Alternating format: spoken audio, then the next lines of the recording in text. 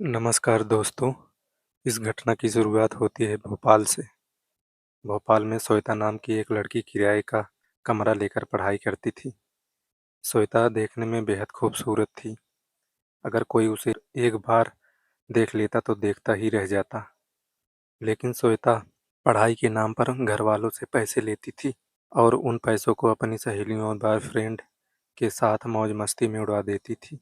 वह पढ़ाई में एकदम शून्य थी और घूमने फिरने में अव्वल, लेकिन घर वालों को इस बात की कोई भनक नहीं थी। श्वेता स्कूल की फीस और अन्य खर्चे का बहाना बनाकर अक्सर अपने पापा से पैसे ऐंठ लेती थी। श्वेता की एक बड़ी बहन थी जिसका नाम दीपा था।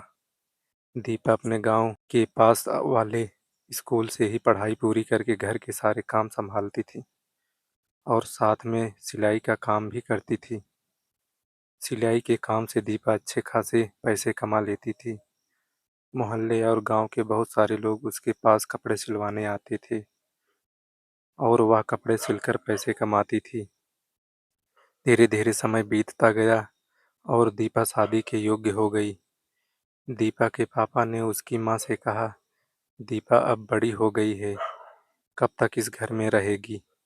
अब उसके लिए कोई अच्छा लड़का देखकर शादी कर देते हैं। दीपा की माँ भी सहमत हो गई।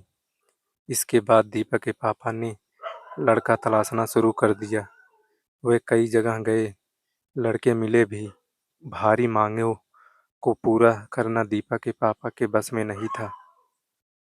इस वजह से वे निराश होकर घर लौट आते थे। शाम को जब भी वे मायूस होकर लौटते, दीपा की माँ उन्हें हिम्मत बांधते हुए कहती, चिंता मत कीजिए, दीपा के लिए भी कोई ना कोई अच्छा लड़का इस दुनिया में जरूर होगा। थोड़ा वक्त लगेगा लेकिन सही रिश्ता मिल जाएगा।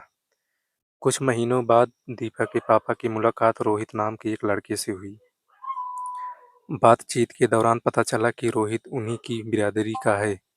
रोहित ने अपने बारे में सारी जानकारी दी, जिससे दीपा के पापा बहुत प्रभावित हुए। उन्होंने रोहित से कहा, मेरी एक बेटी है, पढ़ी लिखी और सिलाई का काम जानने वाली है। दिखने में भी बेहद खूबसूरत है। यह उसकी तस्वीर है। अगर तुम्हें पसंद हो तो बताओ। रोहित ने तस्वीर देखी तो तुरंत हाँ कर दी। इसके बाद दीपा के पापा रोहित के घर गए, जहां उसके माता पिता से बात हुई और रिश्ता पक्का हो गया। दीपा के पापा खुशी खुशी घर लौटे और परिवार को बताया कि लड़का बेहद खूबसूरत है, गांव में ही वायरिंग, पंखे और मोटर सुधारने का काम करता है और अच्छा कमाता है। दीपा ने भी तस्वीर देखकर शादी के लिए रजामंदी दे दी। धूमधाम से शादी की तैयारियां शुरू हुई और शादी का दिन आ गया। श्वेता भी अपनी 4-5 शहरी सहेलियों के साथ गांव पहुंची। शहर और देहात के माहौल में काफी अंतर था। शादी के दिन श्वेता और उसकी सहेलियों ने आधुनिक और छोटे कपड़े पहने हुए थे। यह देखकर श्वेता के पापा नाराज हुए, लेकिन श्वेता ने यह कहकर बात टाल दी कि शहर में ऐसे ही कपड़े पहने जाते हैं। धूमधाम से शादी संपन्न हुई और अगली सुबह विदाई के बाद श्वेता अपनी दीदी और जीजा के साथ उनके घर गई। शुरुआत में श्वेता को गांव का सादा माहौल पसंद नहीं आया, लेकिन जब रोहित उसे खेतों, जंगलों और तालाब की सैर कराने ले गया तो उसे वहां का प्राकृतिक नज़ारा अच्छा लगने लगा। उसने तस्वीरें और वीडियो बनाए। कुछ दिन वहां रुकने के बाद वह वापस अपने घर लौटी और फिर पढ़ाई का बहाना बनाकर भोपाल चली गई। भोपाल पहुंचकर जब वह अपनी सहेलियों से मिली तो उनमें से एक सहेली ने बताया कि उसे शादी में रोहित बहुत पसंद आया था। श्वेता ने उस वक्त तो इस बात को टाल दिया, लेकिन अकेले में उसके मन में भी अपने जीजा को लेकर ख्याल आने लगा। वह सोचने लगी कि आखिर जीजा में ऐसी क्या बात है जो उसकी सहेली उन पर फिदा हो गई। धीरे धीरे जिस श्वेता के मन में भी जीजा के प्रति आकर्षण बढ़ने लगा।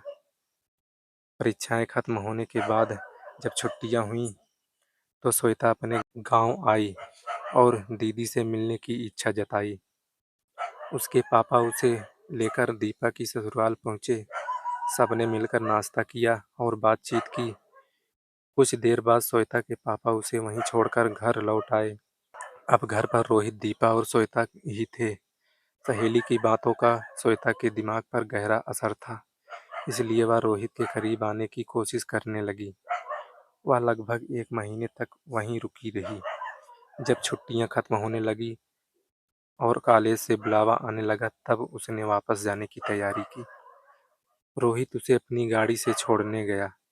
रास्ते में दोनों के बीच काफ़ी बातचीत हुई। श्वेता ने रोहित से कहा, जीजा जी कभी भोपाल आइए, मैं आपको पूरा शहर घुमाऊंगी। श्वेता को घर छोड़कर रोहित वापस आया और दीपा को सारी बात बताई। दीपा ने कहा कि उसका शहर जाने का मन नहीं है, लेकिन अगर वे जाना चाहे तो जा सकते हैं। भोपाल लौटने के बाद श्वेता लगातार फोन करके रोहित को बुलाने लगी। आखिरकार रोहित ट्रेन पकड़कर भोपाल पहुंच गया। स्टेशन पर श्वेता और उसकी सहेली उसे लेने आई। रोहित श्वेता के कमरे पर रुका, जहां सभी सुविधाएं थीं। शाम को श्वेता उसे भोपाल घुमाने ले गई। रात को घूम फिरकर और बाहर ही खाना खाकर वे लगभग 10 बजे कमरे पर लौटे। कमरे में श्वेता ने रोहित को बिस्तर पर सोने को कहा और खुद नीचे चटाई बिछाकर लेट गई। लेकिन देर रात लगभग 1 बजे श्वेता चुपके से बिस्तर पर रोहित के करीब आ गई। शुरुआत में रोहित ने दूरी बनाने की कोशिश की, लेकिन श्वेता के लगातार करीब आने पर वह भी खुद को रोक नहीं पाया और दोनों के बीच शारीरिक संबंध बन गए। अगली सुबह श्वेता ने कॉलेज न जाने का फैसला किया और अपनी सहेलियों को बता दिया कि वह कुछ दिन जीजा जी के साथ रहकर जीजा जी के साथ शहर घूमेगी। इसके बाद वे रोज शहर घूमते और कमरे पर आकर समय बिताते। कुछ दिनों बाद जब गांव से दीपा का फोन आया कि कब लौट रहे हैं, तब रोहित ने वापस जाने की बात कही। श्वेता उसे और रोकना चाहती थी, लेकिन रोहित ने घर लौटना ही सही समझा। गांव लौटकर रोहित ने दीपा को भोपाल की तस्वीरें दिखाई। दीपा ने हंसकर कहा, अगर पता होता कि भोपाल इतना सुंदर है तो मैं भी साथ चलती। इस पर रोहित ने कहा, कोई बात नहीं, अगली बार चलेंगे तो तुम्हें भी लेकर लेकर चलेंगे। तो दोस्तों, आपको यह कहानी कैसी लगी? अगर कहानी अच्छी लगी हो तो वीडियो को लाइक करें और कमेंट करके बताएं कि आप यह वीडियो कहाँ से देख रहे हैं।